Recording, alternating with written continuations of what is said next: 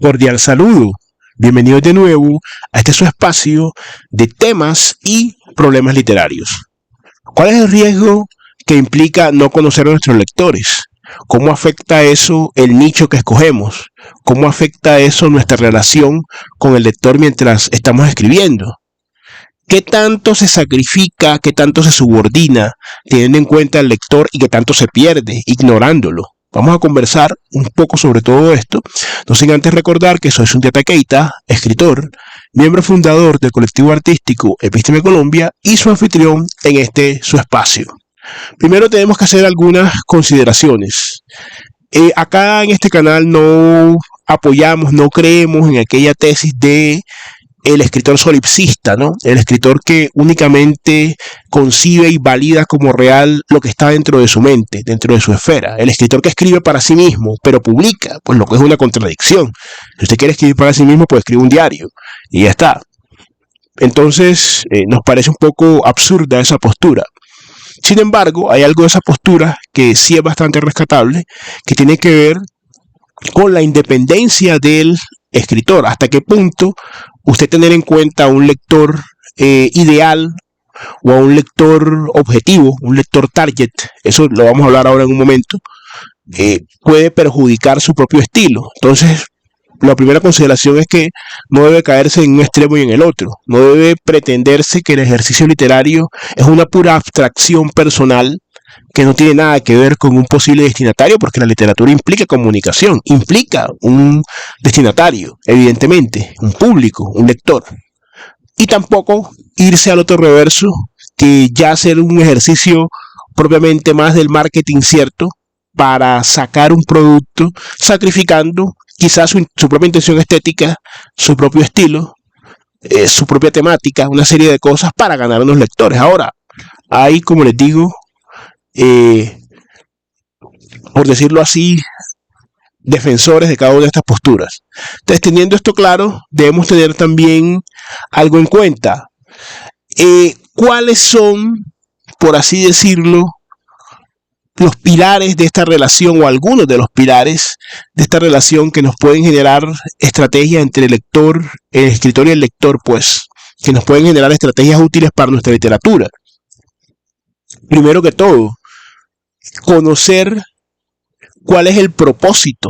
Evidentemente, el propósito de un lector, porque lee, el lector literario contemporáneo, a diferencia o por lo menos en buena parte, de los lectores de los siglos precedentes, lee de una manera realmente intrínseca en búsqueda de una experiencia estética, de una experiencia emotiva, que el texto lo conecte con ese mundo que ha generado, porque en los siglos precedentes, debido a la audiencia, por decirlo así, las audiencias buscaban, debido a la precariedad que había en la transmisión del conocimiento y una serie de cuestiones, muchas veces buscaban instrucción en un texto literario. Se podían aprender, de hecho, cosas en los libros, por decirlo así, en las historias y demás, geografía, política, una serie de cuestiones, porque no estaba tan difundido el conocimiento como ahora. Segundo, no habían otros medios de entretenimiento, por así decirlo, sino un libro, pues no había radio, televisión, y después ya cuando fueron llegando, no estaban las redes sociales. Entonces, evidentemente el propósito del lector, el que saca tiempo hoy para leer, busca esa experiencia, ese placer estético, depende también mucho si es un lector, por decirlo así, experto, o es un lector más técnico, o es un lector, por decirlo así, profano, que muy poco, digamos, tiene un nivel un poco más básico. Eso no lo vamos a desglosar hoy en toda profundidad, pero puedo tenerlo en cuenta. Entonces, si el lector está buscando una experiencia estética y una experiencia también de orden emocional, unida a la experiencia intelectual que conlleva el proceso lector, debemos tener entonces en cuenta qué emoción y qué experiencia le produce nuestro libro. Eso nos va a hacer encontrarnos con nuestros lectores. Pues si usted escribe, por ejemplo, literatura de terror, si usted escribe, por ejemplo, literatura policíaca, si usted escribe, por ejemplo, literatura romántica, y ahí vamos a hablar un poco ahora más adelante respecto al conocimiento, pero para terminar el tema del propósito, ese primer pilar de análisis para generar una estrategia, Entonces, teniendo en cuenta que el lector busca una experiencia estética agradable, que ese mundo literario le brinde unas emociones, dependiendo de lo que usted escriba, así va a saber usted hacia dónde va a llegar. Ahora, ¿qué le está ofreciendo usted? Recordemos las tres dimensiones del escritor: la creativa, la dimensión académica y la dimensión emprendedora. Entonces, la parte artística, ¿qué ofrece usted? Y en la parte también emprendedora, ¿a qué público se dirige? Cuando usted conoce el propósito, conoce el lector y conoce el nicho, el nicho. Ahora bien, la segunda parte, el conocimiento. Porque el propósito sí es una experiencia estética y unas emociones articuladas por medio de la razón. Sin embargo, ¿qué presaberes? El conocimiento es qué presaberes podría llegar a tener su lector. Eso es muy difícil saberlo, pero lo que sí es más fácil de conocer es la obra suya, qué presaberes pone a prueba o qué presaberes requiere. Teorías, conceptos, autores, escuelas. La terminología que usted usa es amplia o es restrictiva, porque sus temas son restrictivos. Por ejemplo, usted escribe ciencia ficción, está escribiendo, digamos, sobre la IA o escribe sobre el fenómeno OVNI, y usted ha recaudado información, ha leído una serie de libros de autores, y usted en su historia de alguna forma empaqueta ese conocimiento. El lector, digamos, los que no tenemos una experticia en esos campos, por ejemplo, quizá nos vamos a perder un poco. ¿Cómo traduce usted todo ese conocimiento que tiene? O usted sencillamente la densidad conceptual, digamos, suya, usted la empaca en un bloque y se la envía así al lector. Entonces, también tener en cuenta que muchas obras tienen una audiencia múltiple, primero en tiempo y en espacio, heterogénea, ¿cierto? No son siempre lectores de los mismos géneros, porque un lector de ciencia ficción puede leer, por ejemplo, de novela histórica. Eso no se contradice. La audiencia que usted no va a alcanzar a conocer por los cambios que hay en el tiempo. Entonces, digamos que la parte de los presaberes también es importante como estrategia, y usted también admitir que si escribe en un nicho muy específico, quizá no alcance a tener un volumen alto de lectores, quizá a usted no le interese. Eso pues también hay que decirlo. Finalmente, condiciones de lectura. ¿De cuánto tiempo para leer dispone un lector promedio? Hay diferentes estudios, eso también depende mucho de la cultura. Hay sociedades donde la gente lee un libro en un tren mientras va al trabajo y lo termina y lee otro. Se está recomendando mucho escribir más corto, aunque también, y nosotros lo vemos desde el punto de vista del núcleo narrativo, es decir, si su libro necesita 150 páginas, hágalo en 150 páginas, pero no lo mutile. Si su libro necesita 300 páginas para expresar ese núcleo narrativo, escríbalo de 300 páginas, porque si no va a entregar un producto cortado, un producto mal hecho.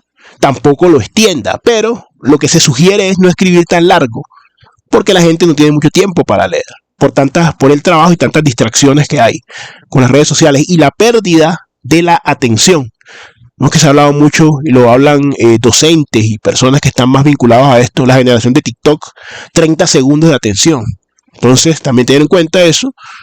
¿Cuál es el soporte que más utiliza? Soporte impreso, digital. Mucha gente ya se está pasando a lo digital. Usted también tenga en cuenta, cuando esté en el proceso de maquetación y todo lo demás, un tipo de letra fácil de leer, no muy pequeñita, no muy, por decirlo así, con una estructura, digamos, de impresión más compleja para leer, porque los tipos de letras usted lo puede probar en cualquier programa. Usted se va a dar cuenta que hay tipos de letras, por eso se usa muchas veces el Arial o muchas veces otros tipos de letras que son más fáciles, Times New Roman, que son más fáciles de leer que otros tipos de letras. Donde lee, más o menos qué edad tiene, para qué edad escribe usted, también tenerlo en cuenta. Y eso va a cambiar también usted cómo escribe, frases más cortas o párrafos más largos. A un ejercicio práctico, una ficha de su lector ideal. Ojo, que puede coincidir o no con el lector real que usted tenga. Más o menos qué edad tiene, cuáles son sus dolores, cuáles son sus expectativas. Aquí, en esta ficha, reunimos todo. Partiendo del propósito, la experiencia estética, la emoción, vivir ese mundo, qué conocimientos su obra de alguna forma, qué presaberes requiere, ¿cierto? Y en qué condición de lectura se va a ejecutar ese ingreso al mundo que usted le propone. Cuánto tiempo va a necesitar, cómo lo va a leer, esa clase de cosas, a un ejercicio práctico. Cree esa ficha de su lector ideal y tenga en cuenta que es una medida que puede o no darse, pero sí le va a servir a usted indicar, para usted saber, perdón, le va a indicar cuál es su nicho y cuál es su tipo de lector, porque no a todos, y tampoco es la intención y tampoco debe ser así, no vamos a llegar a todos los lectores. Entonces, finalmente, el riesgo de ignorar al lector se traduce no únicamente en una pérdida de capacidad de expansión de su obra, porque si usted trata de escribir para todo el mundo y termina no escribiendo para nadie, sino la incapacidad para usted localizar su nicho. Eso se traduce si usted, por ejemplo, es de las personas que invierte mucho en ads y en publicidad y en los las distintas posibilidades que hay, va a perder mucho dinero si no sabe a qué nicho pertenece. Respecto de la parte de la subordinación de la estética, conocer al lector no es venderse, es no ser ignorado, es que su obra no se ignore.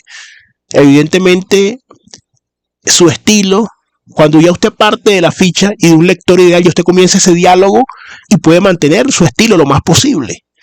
Porque usted, digamos, escribe de una manera, tiene cierta densidad conceptual y su obra requiere unos presaberes. Usted sabe que usted va a llegar a un nicho mucho más pequeño, pero va a estar más cómodo allí. Ahora, evidentemente siempre tenemos que ajustar.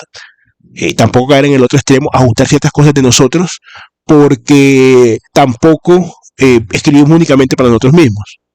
Entonces es un acto de generosidad para con su obra y no es precisamente un acto servil o abyecto de sumisión de la misma. De todas maneras, déjanos conocer tu opinión. ¿Cómo sería esa ficha ideal de tu lector ideal? ¿Qué características tendría? Ponlo por favor en comentarios. Invitamos a suscribirte al canal, te invitamos también a compartir el contenido, si te parece pues que está aportando, a dejarnos acá tus opiniones. Siempre es un gusto compartir con ustedes, no siendo más por el momento. Nos veremos en otro episodio de Epísteme Colombia Literatura.